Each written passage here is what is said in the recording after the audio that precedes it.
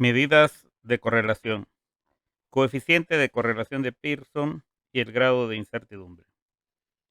El propósito del presente vídeo es capacitarte para que puedas calcular el coeficiente de correlación de Pearson y el grado de incertidumbre e interpretarlo y aplicarlo a ejemplos cotidianos de fácil comprensión que permitan visualizar ambos conceptos y hacer un cierre de las medidas de correlación. Es decir, al final vamos a incluir también la regresión lineal simple. Actividades de apertura.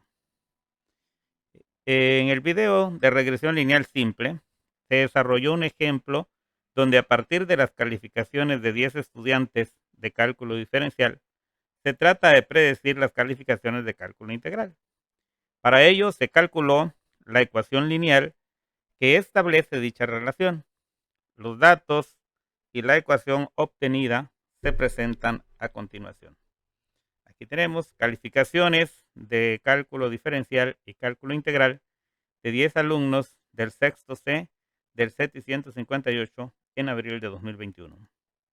Aquí lo tenemos, los números están numerados, nombre, Cruz Helen en cálculo diferencial, que va a ser la variable X, sacó 9, en cálculo integral, que va a ser Y, sacó también 9, Fernando Alonso, sacó 9 y 8, Priscila Yasmín, 8 y 8, y así sucesivamente. Aquí tenemos todas las calificaciones y este ejemplo pues ya lo desarrollamos para una regresión lineal simple en el video anterior. La ecuación de regresión lineal simple obtenida fue la siguiente. ¿Recuerdas ese ejemplo? Ya lo resolvimos y nos dio que era f de x o y, si le quieres ver, igual a 0.667x más 2.4. Lo cual significa que si asignamos una calificación X, o sea, de cálculo diferencial, nos estima la calificación de cálculo integral que obtiene uno de los alumnos muestra. Vamos a verlo. Por ejemplo, los alumnos que obtuvieron 9 en cálculo diferencial, ¿cuánto se estima en cálculo integral? Pues para ello tomamos nuestra ecuación, f de x igual a 0.667, y en donde tiene x le ponemos 9, porque dice los que sacaron 9 más 2.4. Y multiplicamos 0.667 por 9, da 6 más 2.4, queda 8.4. Pero como acá en los datos numéricos que tenemos están con números enteros, 8.4 lo redondeamos a 8. Y entonces nos fijamos aquí en la tabla, por ejemplo, Cruz Helen tuvo 9, ¿sí? Pero en cálculo integral también tuvo 9. Entonces aquí decíamos que 8, ahí ya no acertó, en este caso, el modelo. En el siguiente también sacó 9 Fernando Alonso y en el segundo sacó 8. Entonces ese 8 sí está acertando. Ahorita llevamos uno que no ha acertado. ¿Quién más sacó 9? Sandy Lluviana. Sandy Lluviana sacó 9 y sacó 9. Entonces también falla. Ahí hay dos ya que no nos ha coincidido. Y también sacó 9 Lisette Alejandra. Y Lisette Alejandra sí coincide con el 8. Entonces 2 coincidieron y 2 no coincidieron. Los alumnos que obtuvieron 8 en cálculo diferencial, ¿cuánto se estima que tienen en cálculo integral? Entonces sustituimos otra vez nuestra ecuación, pero ahora por 8.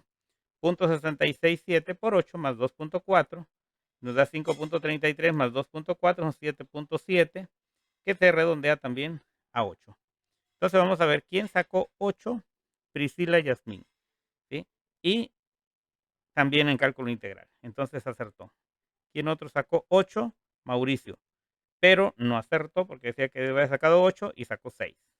¿Sí? Entonces llevamos 3 que no se ha acertado. Y así podemos continuar. Por ejemplo, si queremos probar con lo de 7, simplemente en la función le sustituimos por 7. 0.66 por 7 más 2.4 nos va a dar 4.7 más 2.4 y eso es 7.1, se redondea a 7. Vamos a ver quién sacó 7, David Antonio, y se acertó. ¿Quién otro sacó 7? Leider Augusto, y no acertamos porque él sacó 9. Entonces ya llevamos 4 que no se ha acertado y 4 que sí. Y ahora vemos los que sacaron 6, por ejemplo. F de x igual a 0.667 por 6 más 2.4. Y va a ser 4 más 2.4, 6.4 y se redondea a 6.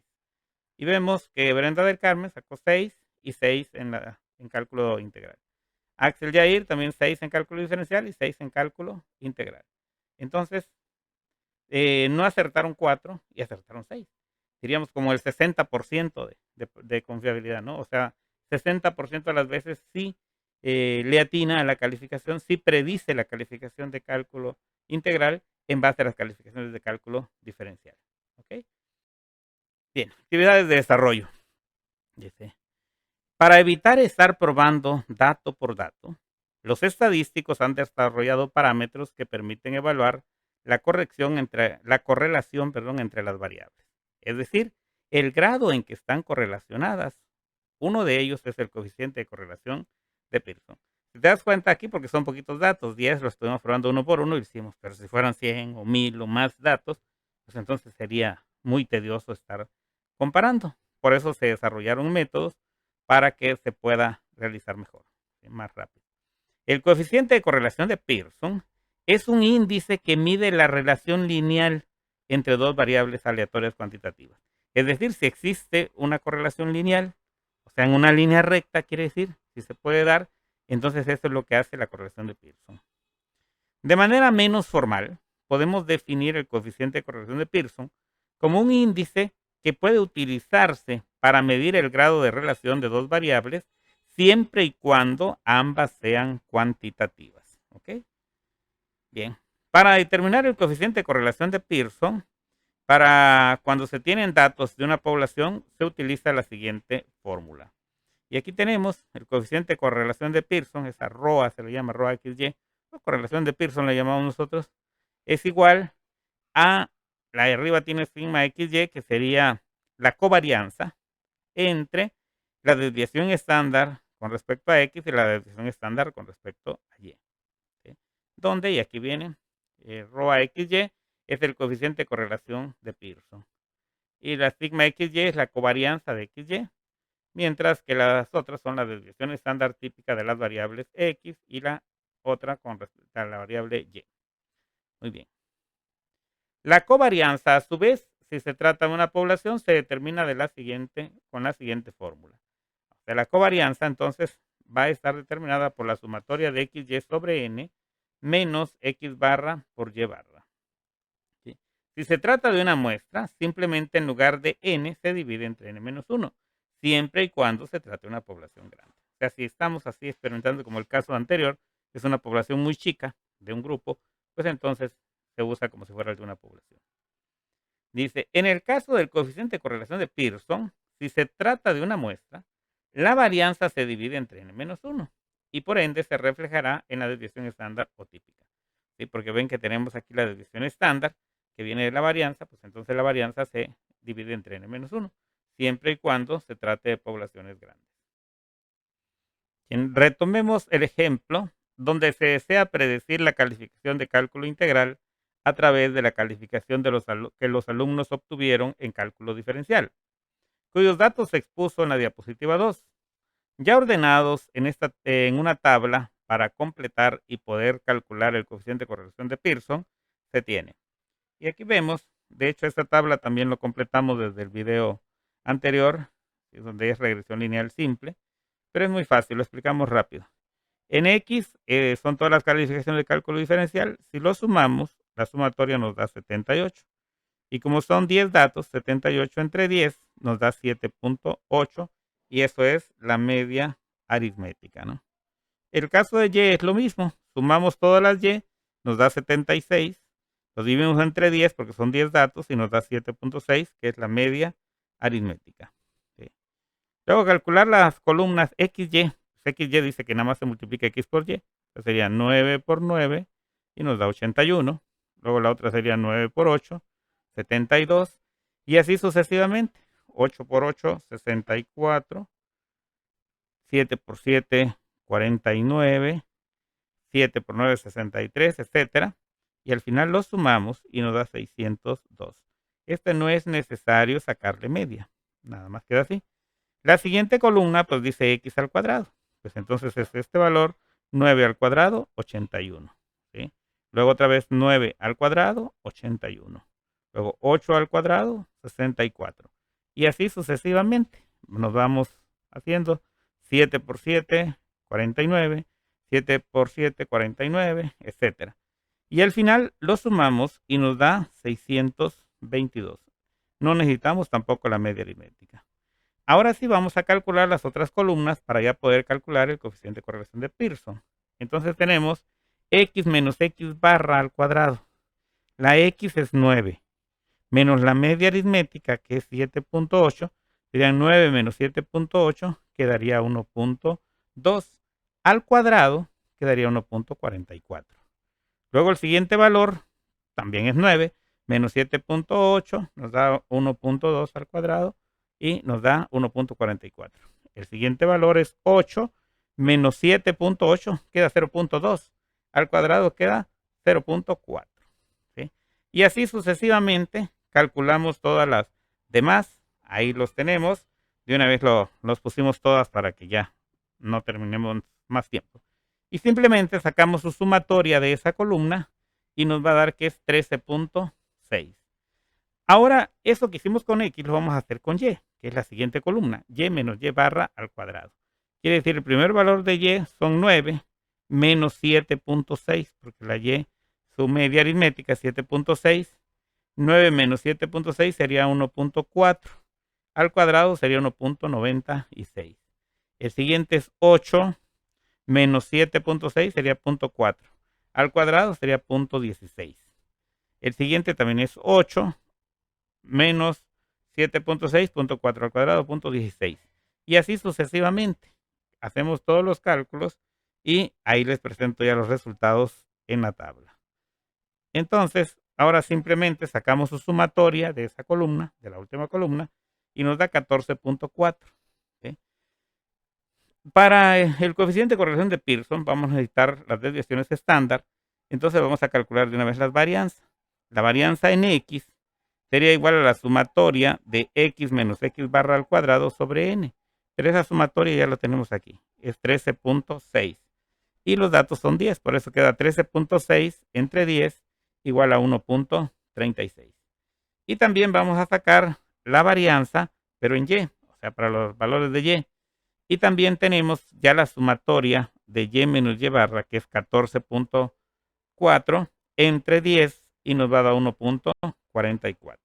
Entonces esto ya nos va a ayudar mucho para aplicar las fórmulas. Dice, cálculo de la covarianza. Al ser una población pequeña, aplicamos la fórmula de una población.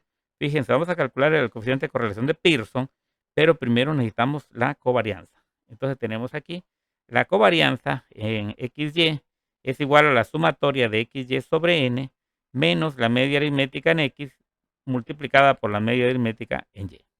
Entonces esto va a ser igual y vamos a fijarnos. La sumatoria de XY es la que tenemos aquí y nos da 602. Por eso aquí pusimos 602.